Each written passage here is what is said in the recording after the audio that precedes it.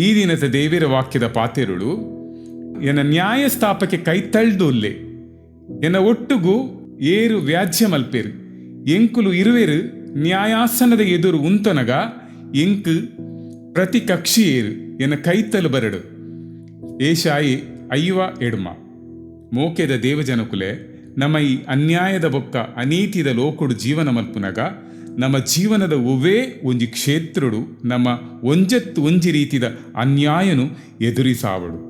ಲೋಕ ನಂಕ್ ನ್ಯಾಯ ಕೊರ್ಪುಜಿ ಸರ್ವಶಕ್ತಿ ಕರ್ತವೇ ನಮ್ಮ ನ್ಯಾಯಸ್ಥಾಪಕಿ. ದಾವಿದಗು ಆಯನ ಪಗೆನಾಕುಳ ಎದುರು ತಮ್ಮನ ತಯರು ಮಲ್ದಿನಿ ಆಯೆ ನಮ್ಮ ಪಗೆತಾಕುಳ ಎದುರು ಎಂಕ್ಲೆ ನ್ಯಾಯ ಒದಗಾದು ಕೊರ್ಪೆ. ದೇವರ ವಾಕ್ಯ ಪಂಡಿಲಕ್ಕ ನಿನನು ಎದುರಿಸಾವೆರೆ ತಯರು ಮಲ್ದಿನ ಓ ಆಯುಧಲ ಜೈಸಂದ್ ನಮ್ಮ ನ್ಯಾಯಸ್ಥಾಪಕ್ಕೆ ಏಪತ್ತುಗಳ ಪರಾಕ್ರಮಿಲ ಪರಿಶುದ್ಧೆಲ ನೀತಿವಂತೆಲ ಪ್ರಾಮಾಣಿಕೆಲ ಆದುಲ್ಲೆ ಆಯನ ಸಿಂಹಾಸನ ಏಪತ್ತುಗಳ ಶಾಶ್ವತ ಆದುಂಡು.